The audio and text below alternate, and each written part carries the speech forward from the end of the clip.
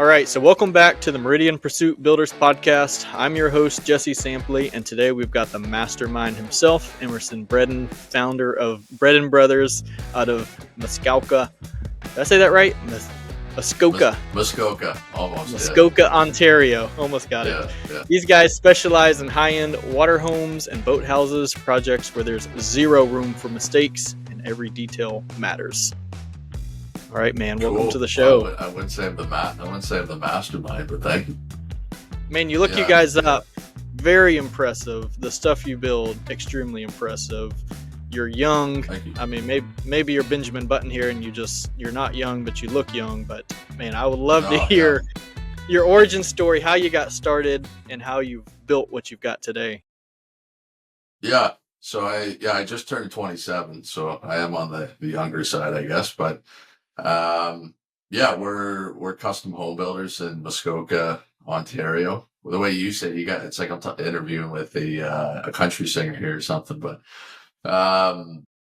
we specialize in lakefront homes. So I think you call it waterfront or water homes, but there's a bunch of beautiful lakes up here in Muskoka. Beautiful lakefront homes. A lot of them have boathouses on them, which is basically, a big steel platform that you're building right into the lake and then building a house on top of it. When did you get started? What, take me for after high school, Sure. How did some of this develop?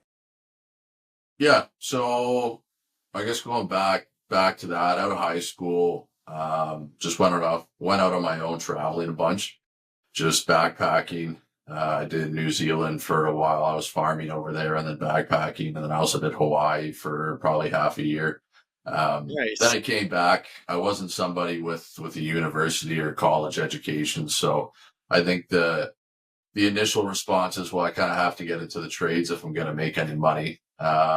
So I moved up to Muskoka around then. I knew a couple people who lived up here, but had cottages up here, but I didn't know one person who lived up here or any of the trades or anything like that. So, basically just emailed one of the contractors, moved up a couple of weeks later, living in some old lady's basement in the bush. And worked for one of the premier home builders up here for a few years. Prior to that, I had a bunch of construction experience as well, even before the backpacking out of high school and everything. And a bunch of the jobs I did were for home builders while I was working over there as well. And then decided to go out on my own after a few years of doing that, more so just on the carpentry side. So I had a few guys with me. We were essentially a subcontractor, and we would do exterior, interior finish, framing, all that stuff for some of the larger home builders in the area. And then that was just kind of the natural progression after a few years of that into us actually getting our first lead or first project as a general contractor. So at that time, I think it was just myself and 2 or 3 other guys. And then, basically in the past 3 years, it's gone from that to 20 full-time people. Wow. 4 or 5 people full-time on salary in the office, bunch of guys out on site supervisors, carpenters, probably 50 different sub-trades and suppliers that we use. We're running about 8 to 9 active projects on the go at once. I think that's it all kind of happened in a short period of time, but I like to think that we're doing something right to be a younger face in the industry, especially the Muskoka builders community. It's like you were talking about with your buddies there. They're kind of the next generation after the family members started it. We didn't have that start. Like our family, they're not entrepreneurs, and they didn't. They're not in the construction industry at all. Not going to college, did you have kind of, because I didn't go to college either, and this is what I experienced, was there was more anxious to get started. Like for me, it was right around 16, 17 of like, man, I already felt like I was behind the ball. And looking back, it's a little interesting that I thought that way, but I wondered if you felt the same, which was like, okay, I need to start my life. And everybody else, it doesn't really start till you're 22, 23 years old. But for you, how would you say you were When after I after you finished the backpacking, touring the world? Yeah, I was probably early 20s at that Yeah. point. Yeah, maybe 20, something like that. And you just did you have an itch of like, hey, I need to get things rolling?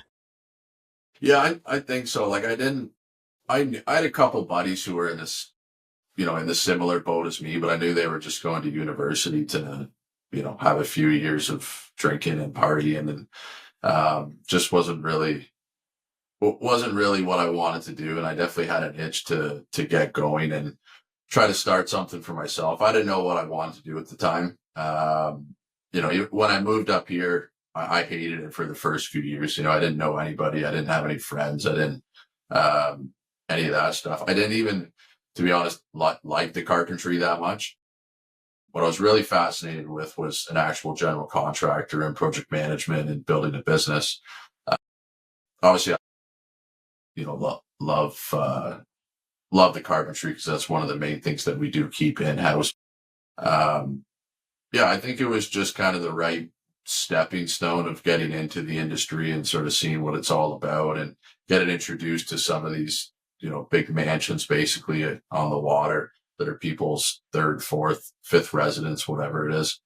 Um, but yeah, I definitely had an itch to get going. And I think my dad had a big role to play in that as well. He would always encourage us, knowing that at least a couple of us weren't sort of university or education bound, of the trades are great and you might as well get out there, and at least while you're figuring out what you want to do, you're making money, other than the other way around. Older brother Quinn, he's very highly educated. That guy, he was the one who got all the brains. So, but How did your leadership style kind of develop over time? Was that something when you guys were framing and you're more as a subcontractor and you had guys under you? Did that happen organically, or was that something you kind of had to train yourself on? yeah, I think it happened. Well, I guess you could say it happened organically, but only because it had to. Um, I was such a young face at that time in the industry. Here I am walking into interior designers and architects' offices saying, hey, you know, give me your client's multi-million-dollar cottage here. I promise I'll do a good job. So, which, like, that's basically what it was. And it's like, okay, let me see your portfolio. Do you have any projects? It's like, well, no, I'm just starting out here, but here's some photos of the work and the places that we've done and this and that. And so there was lots of that.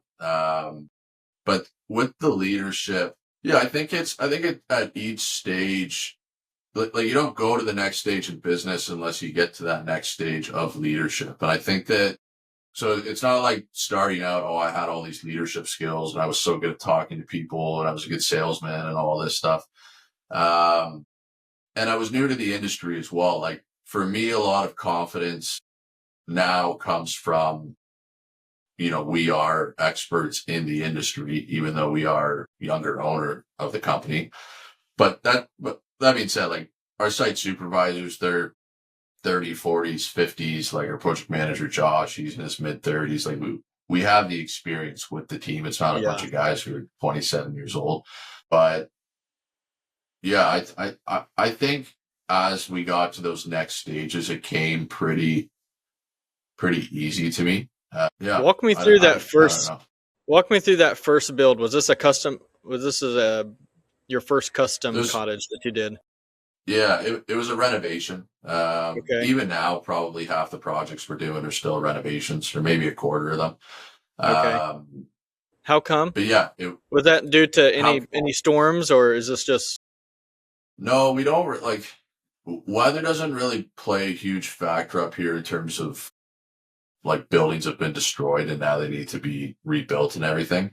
Um, I think a lot of it comes from, you're up here in cottage country, and it started at that time with people wanted a bit of an escape and they would go build themselves, a log cabin out in the bush that's on the water. And so then that gets passed down from generation to generation. And that's how everything got set up here in Muskoka. So as that gets passed on, and because the areas and the lakes become more and more expensive, you could have a tiny little shack on this waterfront property and you could still be 3.5 million bucks just for the lot to tear it down and then build a $4 or $5 million cottage on it.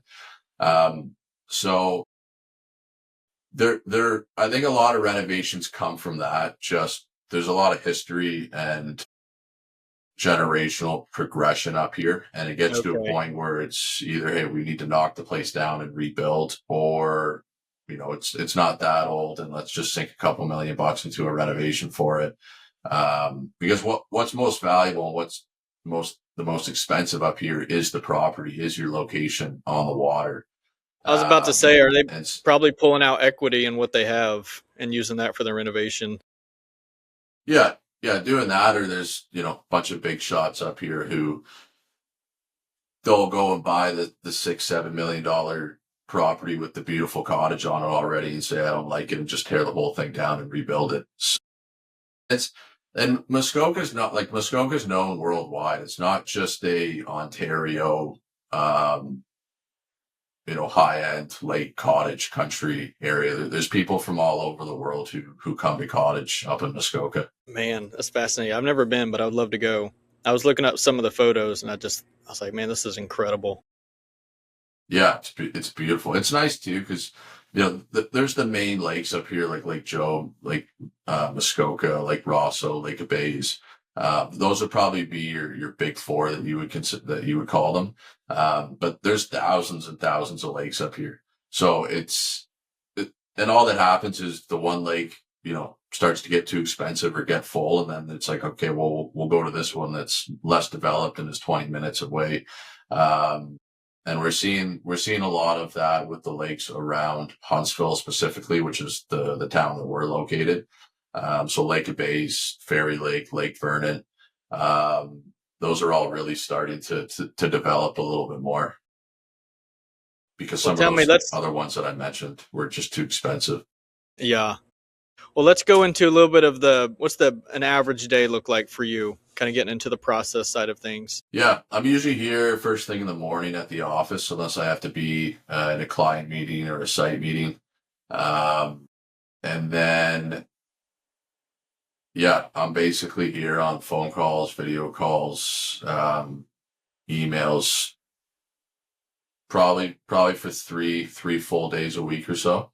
And then the other couple, I'm out on site, either meeting with our guys or meeting with subs or meeting with new potential clients. As you would know, there's always a mix of that as you're starting to grow into business. And thankfully, we're at a point now where I really enjoy that side of being an entrepreneur and business and trying to grow the business, grow the company. So I do dedicate probably 75% of my time now just to sales, and outreach and making new connections. So that's most of my role, other than click and send on the EFT payments to our sub trades and vendors. But yeah, it's nice to be in that position, and I really enjoy doing that. What did you have to do anything real deliberate to get there? Because that's not an easy transition, especially if you're process Mm-hmm. driven. It's easy to kind of just sink your head in and say like, hey, I just, let me do the busy work. Let me do what I'm already good at, which is the process. But when you kind of step back and start working on the business rather than just in the business, it kind of takes it to a Mm-hmm. whole new level. But did that come naturally, or did you have to work on that too? Well, I had to work on that too. That was one of the things I realized early on is, everybody always says that you watch your YouTube videos, your, whatever motivational videos that you see online and stuff. It's like, you got to work on the business, not in the business. It's like, well, yeah, but for the first 4 years of your business, you got to work in the business so that you get to a point where you work on the business, because working on the business takes a lot of time and money. So you have to get to a point where everything's actually running as a business. Then you can focus on sales and keeping the funnel full and actually pushing things forward. But, when you're first starting out, to say, hey, I'm going to go spend $2,000 to make this little video of our guys working on site, it's like, I'm not spending that money. Yeah. But I do, like, I think I have a good good business sense and always having an idea of what that next role is and what that next step is. I knew early on too that I always liked the sales side of things, and the actual growth. So I wouldn't say, like, from being on site to being the project manager to being the payroll guy to being the data entry guy to being the marketing guy, like, uh, I always knew my end goal was to try and get to where I am here. So I did those things because I had to, but I wouldn't say I was very passionate about a whole lot of them, through the cycle. So now I'm at a point where I can actually focus on what I really love doing, which is building custom homes and then going out there and selling. Hey, we've got the best team. We're the young, hungry guys. And yeah, this is why you're going to go with us. So Yeah. What are you seeing that works real well when you're in these rooms and you're pitching new jobs, or different mhm. homes? Are you seeing you having to go out there and sell yourself more, or are you getting a lot of organic referrals coming to you? We're starting to get a lot of organic referrals. Obviously, at the start, before then, it's you having to do as much outreach and selling as possible. But it is very competitive up here, especially in Muskoka, like the Muskoka builders community. Um, I still see ourselves very much just in a startup growth phase. Like, we're just getting to the point where all of our projects, are at least 2-3 million bucks. But it takes a little while to get there. But we're trying to chase what we call like a legacy build, where there's people up here who want to spend 15-20 million bucks on a cottage. So obviously you need a big portfolio behind you to be able to do that. So we're still trying to grow that, and have lots of projects wrapping up, which will be added to the portfolio, which I think will really get us into that stage. But yeah, so I'd say probably, well, what I realized too is once you get to this level of building, a lot of clients, they're going to the designer first. They're going to the architect or the interior designer first because, like you said at the start, they're the ones always on the social media. They're the ones who are really good at videos. They're the ones, who are designing the beautiful places. So I think when you get to a certain caliber, if you have the money to spend on something like that, you go and find the architect first and say, hey, this is my property. I want to, design something beautiful on it. And then once it gets to, the halfway stage of that, then the architect would say, hey, here's 3 builders that we recommend. Go out and speak to them all and figure out who you actually want to continue this process with. So I've really made it a point to ensure that my outreach is to high-end architects and interior designers, even real estate agents. They're the very first ones who are even selling the property to people wanting to build. So that's a very important connection. Yeah, so I think between referrals and then me continuing to, stroke the ego of these high-end architects and interior designers and trying to make some more connections, that's been a pretty good model for our success.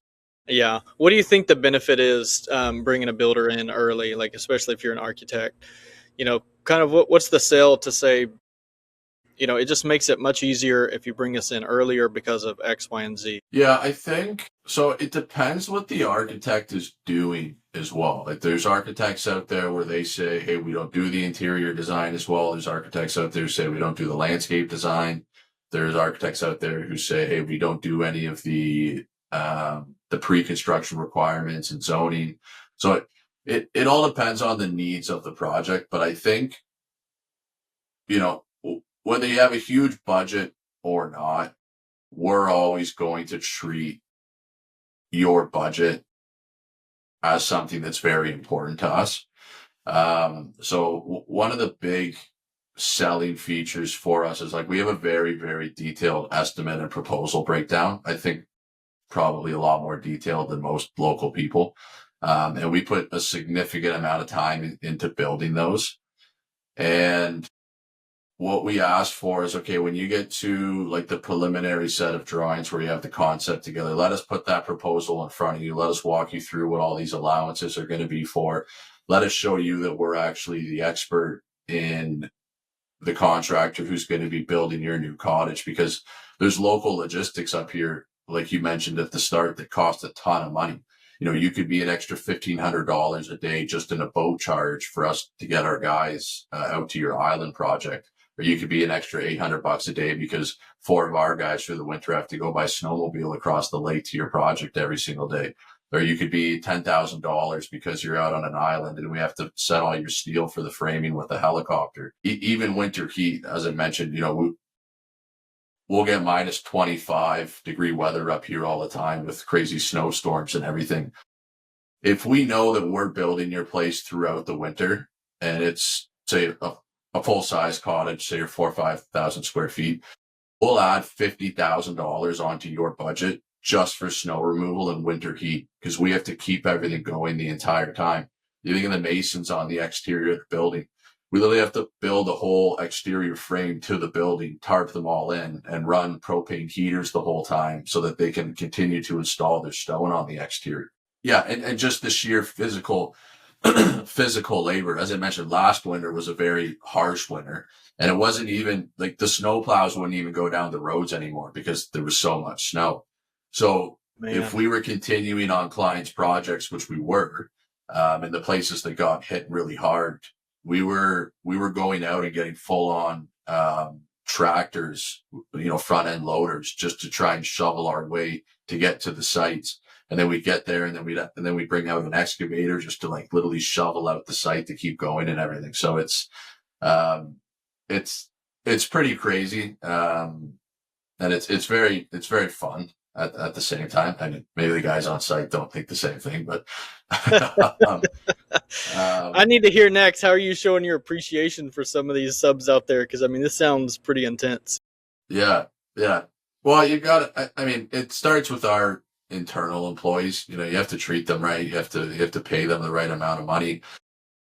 Even something small too, which I didn't even realize when I first started doing it, is we had been active on social media from the start. And then I started to realize, like, hey, our guys really enjoy seeing themselves on camera. And then they see people liking and commenting on it. They're posting it on their own stories. They're feeling good about themselves. Even some of our site supers, who are out there in their 40s, 50s, whatever it is, who are, oh, I don't do social media. I don't do Instagram. Like, some of them have really gone out and got Instagram just to follow Bredin Brothers because they enjoy seeing themselves on social media. So just actually recognizing your guys and putting it out there to, hey, we're nothing without our team, without our employees. And it's the same for the sub trades, but there's a fair amount of internal employees to take care of. So, and then just, making them feel involved when we go out to Muskoka Builder Association events. I think we're the only ones actually bringing, say 8 of our team members, where everyone else is just paying for 1 or 2 of them to come out. Or if we go to other events or charity golf tournaments, like, hey, okay, it's a couple grand for a foursome. I'll put 2 foursomes in there because it's for charity and because, our team loves doing that stuff. We do a Bredin Brothers annual golf tournament each year. We do a Christmas party each year. We'll go out to the golf simulator together. We'll, go have a couple beers, all that stuff. So I think it's a lot of responsibility, but you have to do your best to keep a conversation, and a personal conversation, with each one of your employees. And it's hard to do. And sometimes they'll come to you and say, hey, I'm not feeling recognized, or hey, I saw, this guy got a raise, but I've been here 2 years longer. And it's like, thanks for bringing that up to me. I do agree. I apologize. You are very valuable here, and let's figure out getting you some more money and all that stuff. So, yeah. So you have already said it all, but you see that leadership style now passes on down to your project managers, that then they are passing on down to their subs. Now, whether you know it or not, but just that culture, passes down to, like, I'm being showed appreciation, I'm showing appreciation. The people that are under me, I'm going to show them the same type of example that's being set for me. That's awesome, man. Mm-hmm. Thanks. Yeah, thank you. Let's talk about communication with your customers. Um, and I wanted to see if this tied in a little bit to your. You said you do a real detailed estimate. Is there a software that you're using that combines a lot of this stuff? Yeah, so we use, I think, like a lot of people, we use Builder Trend. Yeah. Builder Trend's pretty useful for us. It was kind of a pain when we first got it because I think it's more so tailored towards the States. Obviously, we can use it over here, but we used to use a software called Co-Construct, which I think was like the Canadian version of Builder Trend, and then Builder Trend, I believe, bought them out. But um, at least on that one, we could actually implement like our tax, our HST, all everything that we have over here, where we have to do that manually with Builder Trend because it doesn't allow us to have those like pre-filled columns. So we have our construction management software, Builder Trend, and then we're still on QuickBooks for like our back end accounting and invoicing and everything. But yeah, one of our biggest selling. Oh, sorry. I was just going to say, I think that should be easier now because I think that Builder Trend just did some sort of a partnership with QuickBooks now. I don't think it was that long ago. Yeah, so they integrate, like they speak to each other, but there's still a couple features that I think that would just be easier for over here in Canada or in other countries. But um, so yeah, client communication. I think that's definitely one of our big selling features, and it took a long time to get it to this point. Because like a bunch of other softwares, there's a million different things you can do with it, but you actually have to utilize it all and then implement it to your team and expect them to use it all. Um, and so we use the client portal version of Builder Trend.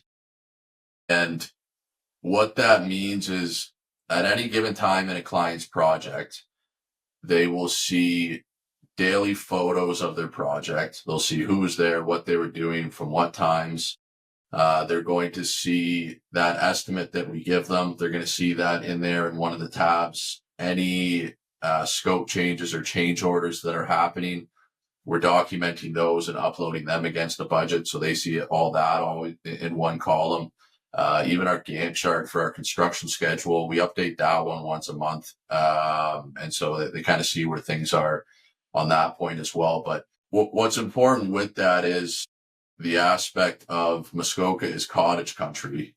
It's 95% of the time somebody's at a minimum second residence, so they don't live local, but they want to know what's going on with their multi-million-dollar project. So if at any time of the day you can log in on your phone or log in on your computer and see, hey, what's almost real-time updates of my project and actually give that transparency to the clients, I think that's very big for us.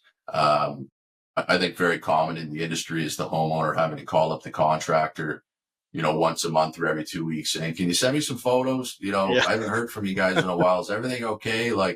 But our site supervisors, it's our practice now where every single day they do a daily log. So a client will see 10, 15 photos of their project every single day. Even in the way that we bill. So we put these estimates together. But they're all at the stage where we get accepted to a project. The client usually hasn't picked anything.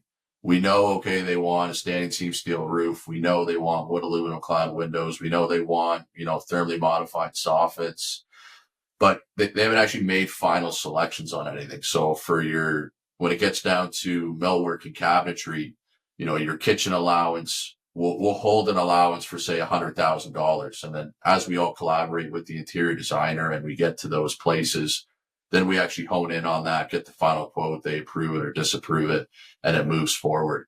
And so we show that entire transparency throughout, even to where you sign our contract and we say, hey, we're 12% pre-tax markup plus our labor rates because we bill in a time and material format, which is similar to cost plus. We attach all of our vendor invoices to our invoice to the client. So, if they are some big wig where they send each one of those to their accountant every time, they could add up every single invoice line by line and see, okay, Bredin Brothers is actually being honest about their 12% markup. We're not seeing any weird kickbacks. They're not making an extra 15 grand for referring this person. even discounts from our vendors that we get, we pass those on to our clients. And so that was something I recognized early on and started a business up here is there's lots of money. Most people bill in a time and material format. Let's not be the contractor that takes advantage of that. And there is a lot of that.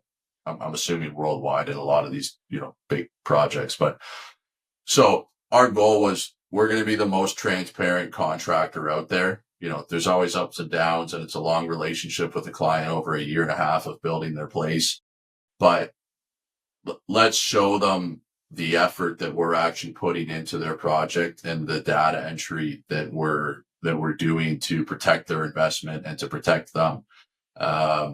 Even with our subtrades, when our client says, "Hey, let's move ahead with that subtrade," we issue them a PO, a purchase order that gets signed, and then that also has our terms and agreements in it.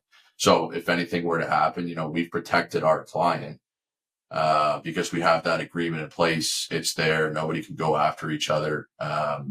Or a lot of I think the smaller mom and pop builders, they're not taking those steps. They're not realizing, hey, if something actually happened on this project, that subcontractor could go and put a lien on the property, just completely overpassing the contractor, even if it was the subcontractor's fault or the supplier's fault.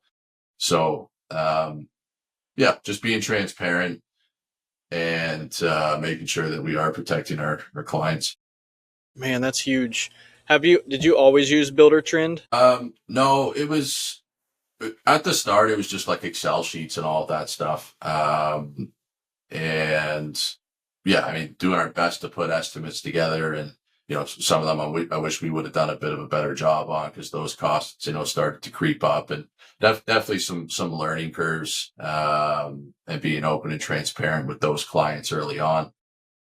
But then from there, knowing that we needed something to actually be in place, so we utilize the cost catalog of Builder Trend. We've got thousands of items in there. We have Nice. full master templates of estimates for everything, and I think that's a big thing for us too, because on the sales side, when a client's interested, they're interested.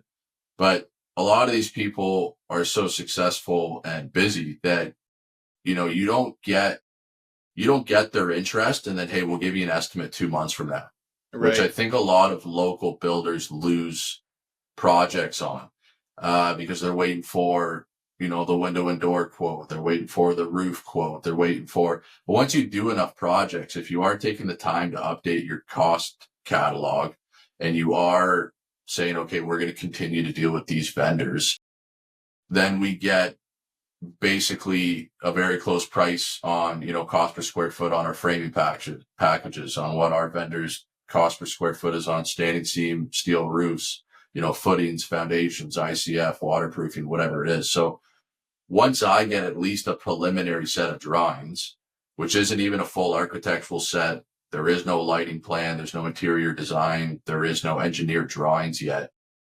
We're at a point where within 3 days, we'll get that proposal back to them. And by the end, when we get all the construction drawings, we're like so close to what it actually is. And that's come from doing a lot of estimates and making sure that we really take the time to build out that estimate and proposal format. Wow. Yeah. And like I said, a lot of that comes from me transparently saying early on, there's definitely some clients we could have done a better job with on those estimates. And I took that very personally. And that's why 100% of our focus isn't taking care of our clients' investment and their trust with us. So we took that to the next level, and it's been a goal of mine. Each month we update our templates and all that stuff, but it's always been a goal of mine that we're basically, a leading expert just in pricing out your project, because it shows expertise too. If you get a builder who's not local, they're not going to know to add in all those allowances for snow removal, whatever it is. And then it's like, hey, this has been a really bad winter up here. You're going to be an extra 50 grand on this. Yeah. It's like, well, no, the experienced local builder knows that every winter's a bad winter, and let's account for those things early on. Yeah, no one likes surprise bills. I don't care at what level you are. No, everyone loves transparency, and I think it's huge that you put that in the forefront to say that we're committed to transparency, because that's a real easy, especially as these more organic referrals start rolling in. There's going to be a topic that someone passes along. It's a referral that says, "Hey, these guys were great. You should check them out." But they're always going to pass along a couple things of what made them great, and I think those are the things to stay real focused on. And it sounds like you have done a great job of saying, "Hey, these guys are super transparent. This was an issue that we had that we worked through." Just having some of those stories, that is the referral that gets passed on to other people. No one's just like, "Hey, For I'm sure. trying to build a custom home. Like, who's the people?" And they drop a name. It's like, no, it's a real referral, then it's going to be someone that knows that person, and they're going to get a little Mm-hmm. bit more in depth with, hey, what was the experience like? Because what's your average build time for a cottage home like that?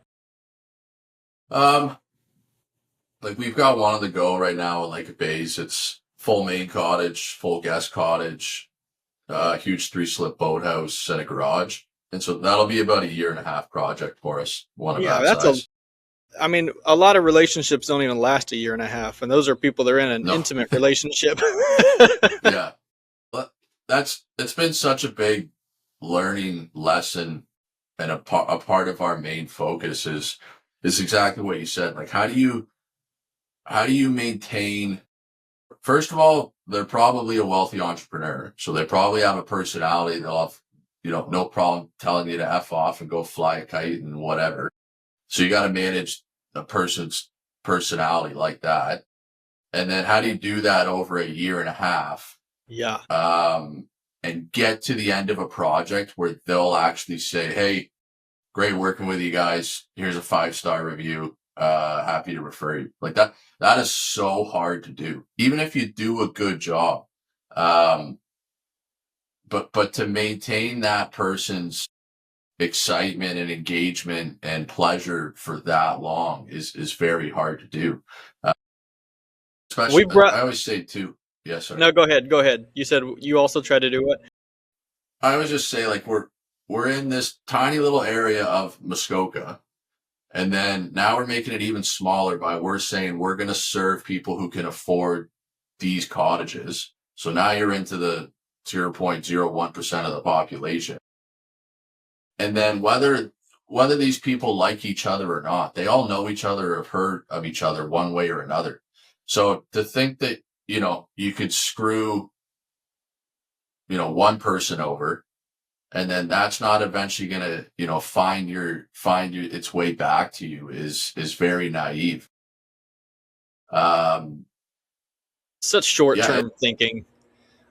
it comes It's with a lot of compromise too. Like, there's projects out there where a client will go ahead and do something completely out of our contract, but it's, that then it comes down to, like, talk to the team and pick your battles. And what do we just let them go with it and say whatever, or do we, are we going to be the sticklers to say, no, that's not a part of our contract. We're stopping things right now unless that changes. Or, hey, you know, we're entitled to our 12% markup on the windows and doors here, and you undermined us and took our quote and went found somebody cheaper just because you didn't want to pay our markup. And and those situations happen all the time. That's smart people that we deal with. But what's most important is getting to the end of that project. We've still made money. We've served our clients. Everyone's happy, and they give us a referral so we can keep on growing our reputation. So like any relationship, it does come with compromise as well, because it's such a personal relationship when you're building somebody's custom home, and it's a big wad of money. Like, what, in terms of a personal expense, I'd like to imagine the most expensive thing, whether you're extremely wealthy or not, is your new mansion that you've just built, or your private jet. but like there's not many things kind of, I Yeah, guess a yacht would a be up there, yacht. but Yeah, there's no yachts up in Muskoka. So yeah. a lot of yachts down here. Yeah, I can imagine. Yeah. Yeah. Well, you told us how challenging it is, to have a relationship with this person and to still get that 5-star review. What are some things that you've seen that has worked to, I know, help that for other builders that are listening to this? What are some things that you're doing that's making that a little bit easier? I think it's the things that I've touched on, like show them your effort and your service off the hop. For example, that estimate that I've talked about. There's a lot of other builders up here where when a client comes to them or an architect, refers them, they say, yeah, no problem. That estimate's going to cost you $2,000. That turns away so many people. And I actually tried that for a short period of time, being like, am I the idiot who's just giving out all this effort for free? And I think it scared off a lot of people. And I was like, well, this is ridiculous. Like there's always a cost. There's always a cost of sale. Like and that's what they want to see, so that they're show your effort from the start, when they're calling you on the weekend, when they're asking about estimates, when they're asking you to revise a bunch of stuff, but you don't even know if you have the project yet. You haven't even signed anything. It's either you want the project or you don't. And I think we've shown that hunger on every single project. I think between our systems and showing that off the hop, that's why we win a lot of our projects. If it's a half decent sized project and he or she wants to meet with us, I'll show up with our top site super, our project manager, our project coordinator, my brother. I'll pay for all of our time to be there just to speak with this person, to maybe go with us. Like projects that come our way now, I'd like to say that we're closing on probably 85 to 90% of them. Like there's maybe Wow. been, since we've implemented all these systems and growing this team, like we've maybe lost 2 projects in 3 or 4 years. You So think you're I closing think such that a tells me something. Do you think you're closing such a high percentage because of what you're putting out and out there in the world? That when people are actually coming to you, they're able to see enough, they're be able to digest enough information to come to the table more prepared. Yeah, absolutely. You think I know you guys do a lot on Instagram, but what other channels are you focusing on, or is Instagram your main source? It's Instagram's probably the main one. I mean, now once you click post to Instagram, it posts to Facebook too, but we don't put any time and energy into growing our following on Facebook. I would actually like to this year, because a lot of our clientele, Instagram might not even be something that they have on their phone where Facebook is. And 55 plus, so, you're on Facebook.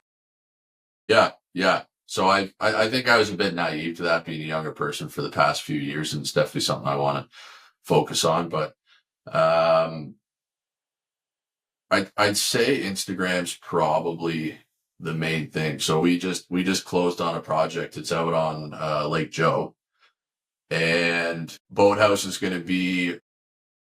We're still waiting on the final designs, but boathouse is going to be $1 million to 1.5, and the main cottage itself is probably going to be $4 or $5 million. I got a phone call one day, and it's a lady who says, "Hey, saw you guys on Instagram. I like the way you present yourselves. I'm just about to close on this property. I need to know everything about it. I need to, figure out the zoning. I need to figure out if I can actually build what I want on it." So I guess there's 2 perfect examples. So actually and that just came off of Instagram. So, okay, whatever, you spend thousands of dollars on your marketing and everything. That Yeah, your project will pay ROI for, yeah, the is just existence of fine. our company just on marketing. Yeah. Um, and so, yeah, putting effort there. And then when I was talking about the cost of sale, that lady called me probably 3 times a day for 2, 3 weeks straight. And I didn't blame her, because she had a very short closing date and she was trying to find out all the information. But I think other people she was trying to call, nobody would pick up the phone. So I gave her the exact service that she was actually needing. And people need to realize that too. You don't, you don't just give them a service. Like, it has to be a service that they actually need. And I showed her our time. I showed her our effort. Closer to the end, she says, Emerson, why am I going to pick you guys as the builder? And I said, you're going to pick us as the builder because of the past 3 weeks we spent together. I said, that's who you want as your builder. There's plenty of people up here who can build a big cottage, but it comes down to the service that you're actually providing while building that cottage. Not to mention, I'm arrogant in thinking that we have the best carpenters and sub trades out here. So, but if a client's asking you, why should I go with you? I think it's the most unwise answer to say, well, we deliver the best craftsmanship. Yeah, anybody building a $6 million cottage delivers good craftsmanship. So, show them something a little bit different. And making it all about them, because it really is all about them. You are providing Yeah, something for that person. It is all about the other person. They don't really care about you other than, are you going to give me what I want? exactly. It's a service-based business. So you have to deliver that service and actually Yeah. serve your client. And You that's what they mentioned, pay you for. yeah, you mentioned earlier, you had some people coming out doing Instagram videos. Tell me about that, because I think this is a blocker for some builders. Is like, how much does that cost? How do we go about that? What is are we supposed to just be shooting stuff on our phone? Can I just hire my niece to come out and do it? What have you seen work? Mm. I do. So that was hard at the start. I hired and paid a good amount of money for, I want to say we went through like 6 different people who all said, hey, we can make cool videos. The inspiration stuff you sent me, we can absolutely do it. And it was nowhere near what it was supposed to be.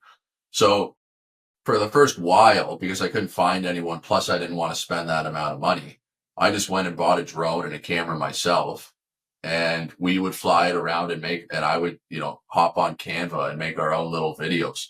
Nice. Um, and so then we got to a stage where I wanted to obviously make it look a bit better. And there's a local guy that we use. His name's Rob. He makes unbelievable videos. And him and I have a good relationship now. We're probably once a month we go out and have a shoot day and maybe hit half of our sites, and then we'll do the other half.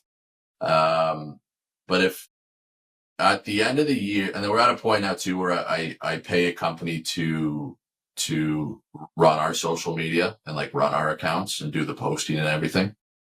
So by the time I pay her, by the time I pay Rob, I spend a little bit on ads per year, not a whole lot, more of just like boosting a nice Instagram post so it gets out there. This is Meta, so this is Facebook and Instagram, Yeah, or you? yeah, Okay. yeah, just those two. I'm probably spending like 60,000 a year, maybe on that stuff. Okay. But in terms of an actual business and relevance to the revenue that we do, that's peanuts. Like any other industry, if you look at the split and the percentage that you're supposed to spend on marketing, it should be $250,000, $300,000, not 50. So, Yeah. I don't really track that a whole lot throughout the year, but at the end, I always look at some of those details on the finances, that aren't necessarily so relevant to us growing as a business. But yeah, I probably spend like 60 grand a year on that stuff. Here in Florida, there's a lot of older home builders that are now transitioning into the second generation, and since all their business was built, word of mouth. They developed, all of Palm Beach area, and people like that. You look them up, they've got 30, 40, 50 years experience, and online they're completely invisible, and it looks like they Mm-hmm. started their company yesterday. So some of the stuff we've been hearing, especially as the second generation has taken it over, is a bit of frustration of, we feel like we're so far behind. We've got this amazing company, but referrals just aren't really, cutting it now, especially as people here in the Florida market, people are coming into this market, they're, especially during COVID, a ton of people were coming down, and it was just like, where are we finding these people? Especially on a, some of these like semi-custom homes. These aren't Mm-hmm. like your second or third homes, but these are people that are relocating. and they're pulling equity out. They've got money to spend, but it's like the person that is really spending a lot of effort into making their online match what they are in real life. Mm-hmm. I mean, it's a night and day difference for those people, because if not, they're Yeah. just, they don't exist. And it's for an older generation, it's a little bit challenging, to sell that. When I talk to these builders, sometimes these older guys, kind of look at me with a, Yeah. a little strange, and it's like, I'm not trying to pull something over you. I'm just trying to tell you the reality, Mm-hmm. and you pull you up and you pull your competitor up. This guy's been in business 5 years, you've been in business 50 years, but let's Mm-hmm. compare the two. Who do you think someone's going to go with? Someone that's 30, 40 years old, they're looking up a custom home builder. Who are they going to go for? And, they're going to go with the person that shows up. They're explaining their process. They're showing you Mm-hmm. their unique market position. Mm-hmm. And a lot of builders, they need to kind of get up to times, and they need to test what's working, because what works in one Yeah. market doesn't work in another. It may be Google ads in Nashville. It may be, Instagram for you. It may, so you Mm-hmm. really have to spend a bit of time testing what works. But then the overlaying thing is just the brand, the overall brand, which is like, how are you presenting yourself? No different that if you go to a meeting, how you're going to present yourself, it's the same for your brand. How are you showing up online? What's your website look like? What's your photos look like? Because if it's a lesser Mm-hmm. than quality, those are the people that you're going to attract to. I think that's the hard part too, is like there's a lot of those older builders who could be unbelievable builders, and then they get, a grandkid who says, "Hey, I can do your social media."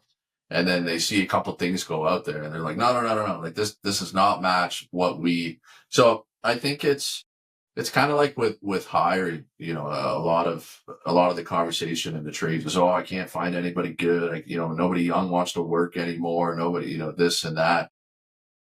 It's like, well, a lot of people actually do. They're just looking for the right culture, and it takes a lot of time and energy, like the same of selling a project, to actually get those people and to retain those people. So it's the same with your social media. Like, it takes a lot of annoying time and money to get to a spot where, you actually feel like you are creating a brand that matches your quality, and you've got one or two people who are trustworthy to actually go out there and get that content for you. Um, so it's a lot of effort to do that. Yeah. Well, luckily that's where we fit in. That's what I Yeah. also, it's also what I love to do, because my background was in video and high level Okay. Cool. photography. So like the branding, being in Kentucky, we worked a lot with bourbon brands, and Okay. it Cool. was positioning bourbon brands. A lot of like the way like spirits industry works is like there's a couple parent companies that own everything. There's like six of them in the whole world. Right. And then Right. so they Yeah. would position a brand and say, okay, this brand is going to be for this avatar. Like, let's build out this entire brand so that this guy's buying it on the shelf, and the exact same product is going to have a different label, totally different vibe, and it's going to have a whole different type of person that buys the product. So we got to see the Mm-hmm. inner workings of that, and I really loved it. Just the brand building side. Yeah. Yeah. Well, you are right too. Even just with what you're talking about with the leads, like, you always have to keep your funnel so full and making contacts, and like somebody in the business has to be the salesperson, just shaking hands, meet people. This is who we are. This is what we're doing. Um, because there's so south of Muskoka right now, a lot of the real estate and building has been very stale. Like, it sort of historical numbers of nothing selling, and not a lot of stuff being built. And luckily, we're in a bit of a different ecosystem up here where during those times, that's a good opportunity to pick up a piece of property for a better price and then build your nice cottage on it. Um, but you can't be naive and so arrogant to think that you ever get to a point where you have to stop selling, in my opinion. Unless you want to stay very small. Like, if you had 3, 4 guys and you want to do 2 builds or 1 build a year, that's more than fine. But if if you've got people's salaries and benefits and, supporting people's families and everything to do, sales and marketing is one of the number one things of any business. So just because you're in the construction industry doesn't mean that um, you can put that aside and then expect to be just set for the next 50 years. Yeah, there's not much of a business if you don't have sales. A business Yeah. doesn't last very long. Yeah. Yeah, that's true. Yeah. Well, tell me who are some people that you drive some inspiration from? This could be people in the builder world. This could be other people, podcasts, books you listen to, things that kind of feed you on a daily, weekly basis to keep you going. Yeah. I will be honest, like it was a struggle getting into the industry, even now a little bit, because I think some people or even our competitors are like, who are these young punks who think that they're taking our jobs here? Um, there was a lot of pushback, which I think gave me a lot of imposter syndrome kind of at the start as well.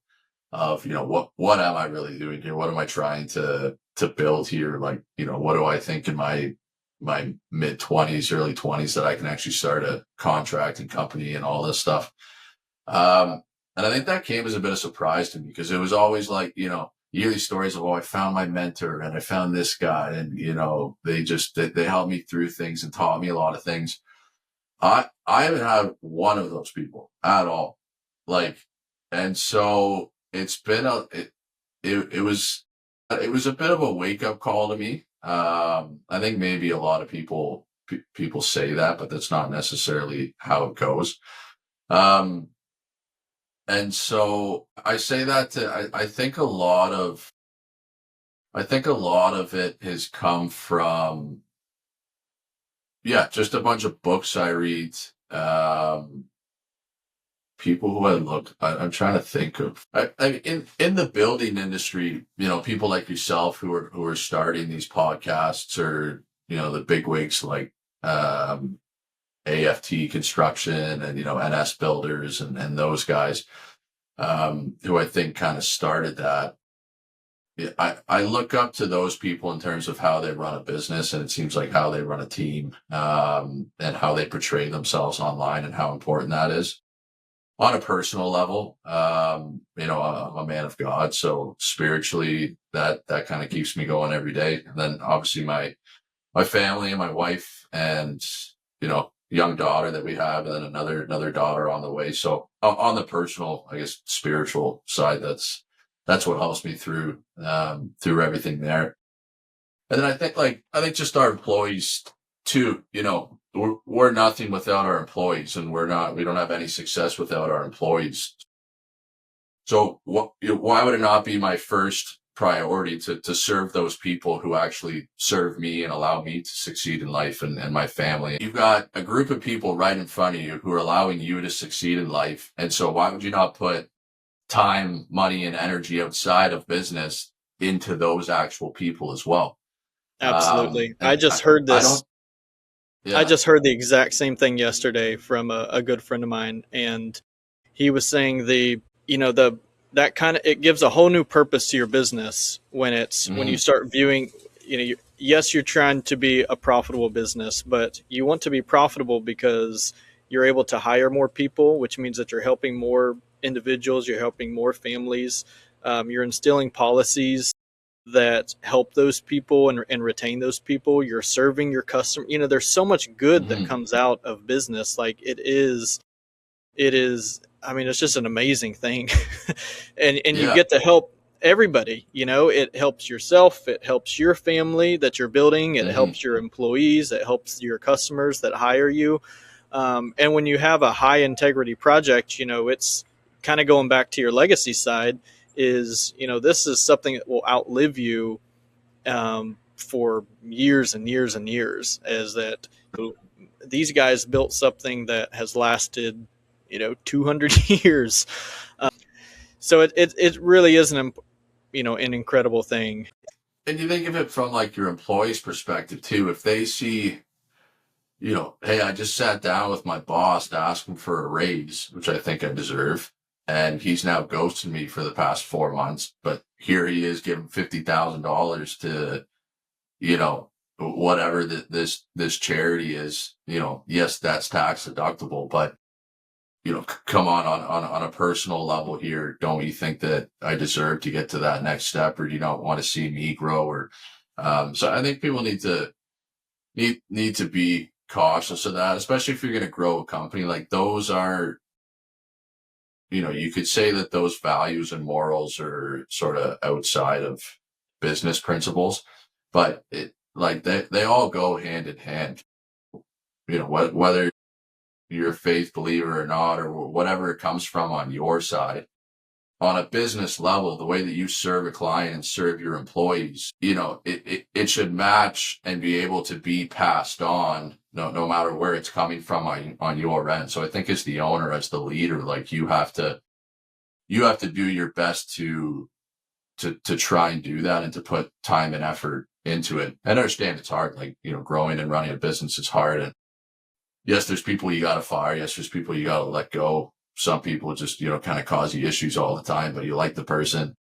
But you have to get to a mental state where you're able to separate that a little bit. And that all gets passed on to how you actually serve client. So, you know, you want your guys out there to enjoy hanging out with each other, enjoy doing the trade that they love, enjoy building these places in beautiful Muskoka. We definitely take that for granted all the time, like just the beautiful locations and environments that we get to actually build in.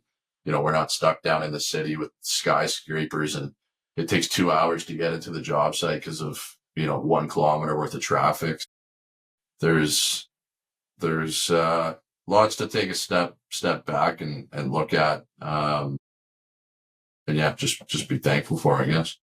Well, I love that you said that you drive inspiration from God, because, I mean, what better inspiration is there? I mean, just take a look Yeah. around you. Like you said, even where you live, I mean, it's pretty easy to just look up and say, man, look what's been created. Look where I live. Look where I get to work. It's incredible.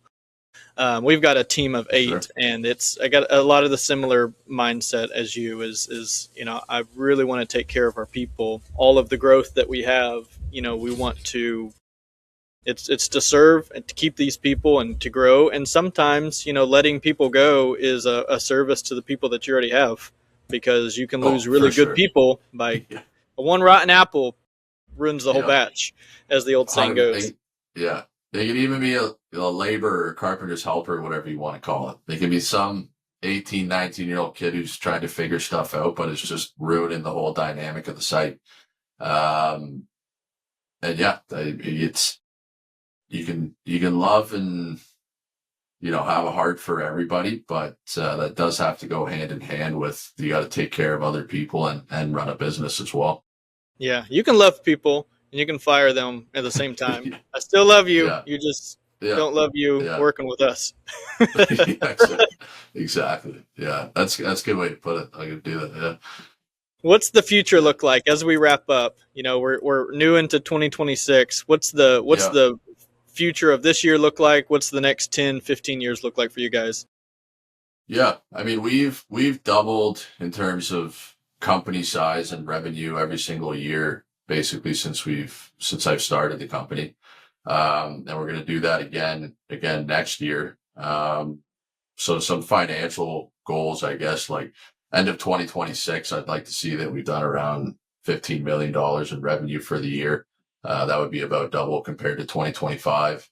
That'll involve hiring a few more people. My brother, who's a site super, Nolan, like to transition him into becoming a project manager.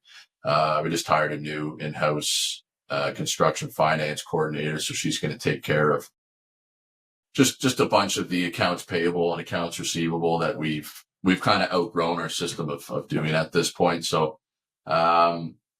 continuing, yeah. So with Bredin Brothers, like continue that growth, continuing to invest in our team and into our clients, and hopefully double for the year, and continue to chase those bigger legacy projects. Like I want to get to that point and keep doing that.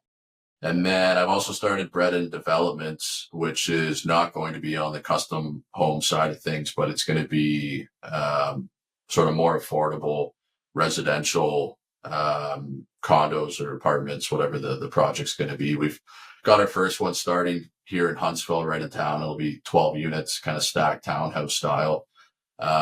So that's the first time it's kind of taking the funds that we're making and starting another business out of it and trying to chase that side, which is a huge need in Canada and especially Ontario, just places that people can, legitimately move into that are close to town. The cost to build is the cost to build, so we can only make them so affordable. I think there's a lot of misconception out there of, hey, builders just take all this markup and these developers, and how come I can't buy this place for $200,000? Like, at least in Ontario, you can't do that. So, that'll be the next step for growth as well. Bredin Brothers for the next decade will be main focus. I would like to get it to a point where my brother Nolan sort of takes my position in the company. Maybe we get Bredin Brothers to a point where we're like 40 million a year in revenue or something. And then I'd like to fully take on and try to tackle the development side, getting into raising some money and see what we can build from that. So yeah, that's kind of what the next 10 years look like in terms of business. Personally, like I said, I've got my beautiful wife Olivia, we got our little daughter Lawson, and then another little girl on the way. So I think she wants more kids after that. So I could be stuck with 3-4 girls, but we'll see. Hey, that's okay. I've got 4 kids, and I'm telling you, it is great. It is sure. Really fun. We both want to have, yeah, absolutely. Yeah. Well, good stuff, man. Well, I'm excited to follow along, reinvesting your earnings into a development side of it. Super smart. Now, on the development side, will you keep those projects and start the property management side, or will you just sell those off?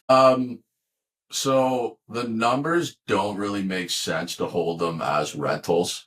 There's just not enough. There's not enough units, and I think they're too big according to what I'm planning. So they'll be sold as condos. They'll be sold off. I think once we get into about like 30 units or something, then I would consider to keep them as rentals. And then, like you said, the natural progression would to probably start up a property management company as well, that's going to actually maintain them and plow the driveways and, have the shrubs and everything. And I think it's a nice natural progression too. Like, say some of the older guys with Bredin Brothers, they get to a point where it's like, hey, I just can't be out here in the middle of the winter, hand framing this roof anymore, leading 5 guys. I'd love to be in a position where I could say, no worries. I understand. Here's a salary that's going to give you what you need. Here's a truck.